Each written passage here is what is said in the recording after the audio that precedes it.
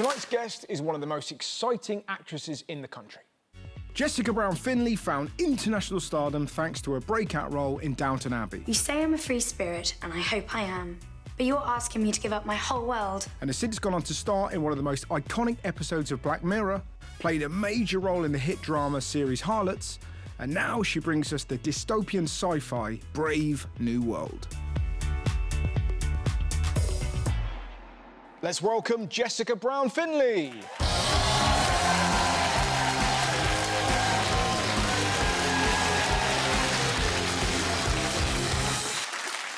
Thanks for coming on the show. Thank you for having me. Now, a lot of people know you, of course, from Downton Abbey. Did you know when you first read the script, you thought this is going to be massive?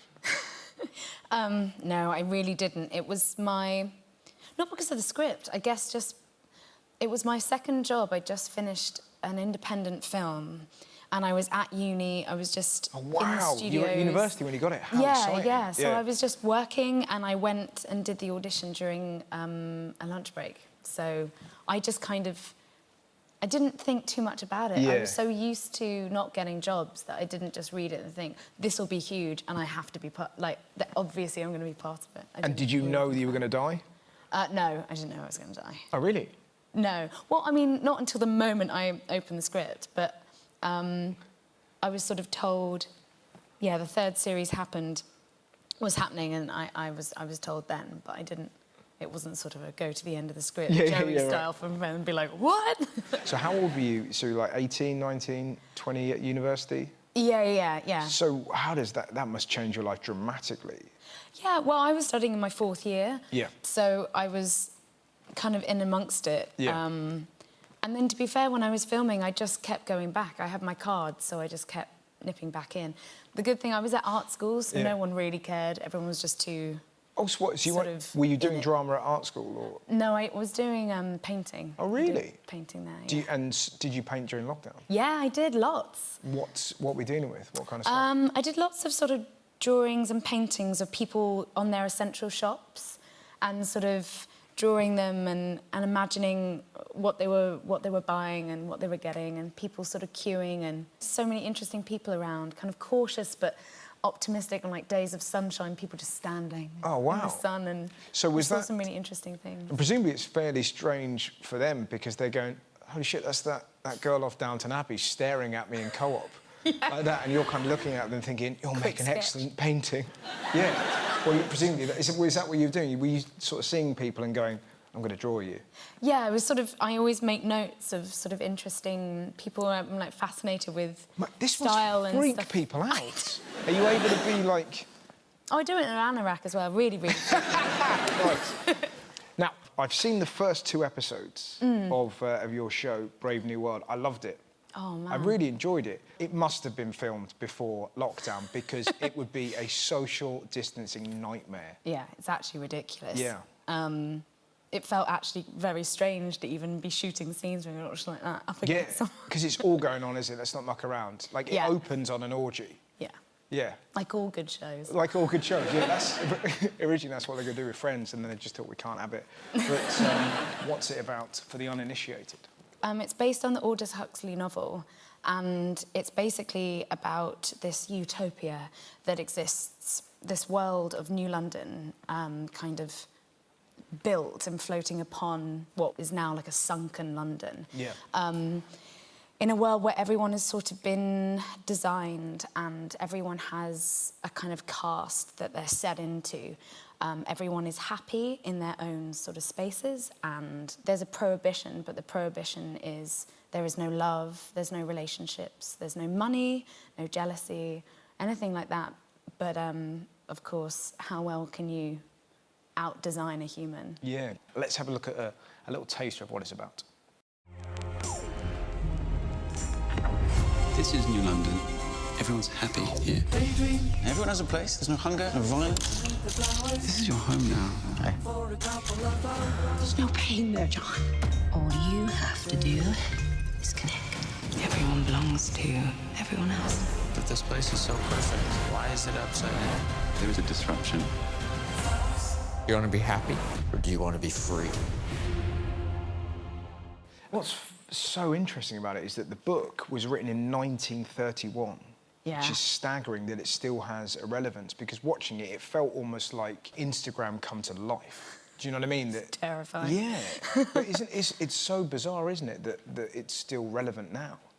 Well, yeah, and this sort of, the way that they kind of built on the idea that Huxley was talking about, the idea that everyone, through their eyes, when they see another person, you're given all the information about them that you need to know. Yeah. So their level, you know, where they were last night, their information, Yeah. all the sort of ways in which people interact and judge each other in that environment. It's just without saying a single word to each other, which essentially is social media. What's also really interesting, and again makes it very relevant now, is that there's literally a virus that's trying to kill civilization. Again, it's just, it couldn't be more now, couldn't it? I know, it's really... I was watching them during lockdown, and it definitely sort of strikes quite a lot of chords. And you've also recently been in Harlots. Yeah. Now, somebody coughing there, just at the mere suggestion, because it's very raunchy. Raunchy, Jesus, I've just said that out loud. That's not the kind of word a fucking 40-year-old man says, raunchy. I also just nodded and then went, Yeah, raunch. I don't know. There's a lot of raunch in it. No one says raunch. There's a lot of, you know, there's a lot of banging. Let's not muck around. And what I read, that you had an intimacy coordinator. Yeah. And the reason why that fascinated me is because I don't know what that means. What does that mean? Well, the wild thing is that until very, very recent jobs, I didn't know what that meant. Yeah. And these coordinators, they're incredible. They sort of slowly build up a relationship with you and with the other actors that you'll be working with, and they build you into a space. So slowly you become comfortable looking at each other, stepping into spaces. You coordinate each day what you're comfortable with. Yeah. It used to just be your contract, and you had to... There were certain things that you owed the production, so like, you know, a bum or a side boob or something like... And now you get to have control of your own autonomy. It's taken until 2020 really for that to happen, but it's pretty extraordinary. And what happens is everyone feels safe, including your crew, not just cast. And then you get sort of... You're freer if you're made to feel that you're respected and that you're safe. Right. And yeah, that's what they do. And it's just brilliant. There are cushions and things and code words, and you just get really comfortable. There are code words? Yeah, so if you feel uncomfortable at any point, so you'll say a word that otherwise wouldn't be used in and around set. So if you say cut, they'll stop a camera. But so if you say that, maybe it's not the right word to be using, you just come up with something. So what was your safety word? I came up with different ones, but one, it references something from a long time ago. It's a sort of old joke, but kangaroo. Kangaroo? Yeah. OK. You don't get many kangaroos on set, so you always know it's So it's fine. Yeah. I mean, if you ever shoot a film in Australia, you're in real trouble. Right? Yeah. Kangaroo. Yeah, good one, mate. Aren't you getting married? Yes, that's the next thing. Congratulations. Thank you. And how are you waiting for like the old world to be the same again, or are you getting married kind of imminently? How's it working? Yeah, I'm getting married, I think, by the time this is out, I'll be married. Oh, wow! Yeah. Wowzers, so it's full kind of a Corona wedding? Full Corona wedding, yeah. And what does that mean? How many guests are you allowed? Just pick your favourite people. Is that what it is? So that must have been hard. Well, it's tough picking a fantasy football team. How do you pick the dream team? How many are you allowed?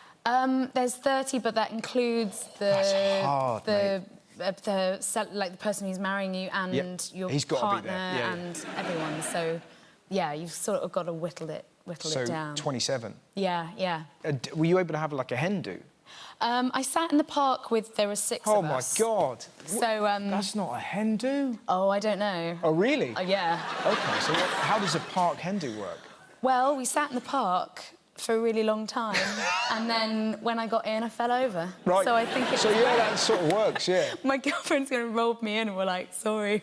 Cheap hen do? Yeah, it was great. Nothing for your bridesmaid to do? She doesn't have to organise anything? No, it was just everyone bring a bottle of something, and then... Amazing. Well, thanks very much for coming on the show. Thank you That was for terrific. having me. Please get up for the fantastic Jessica Brown Findlay.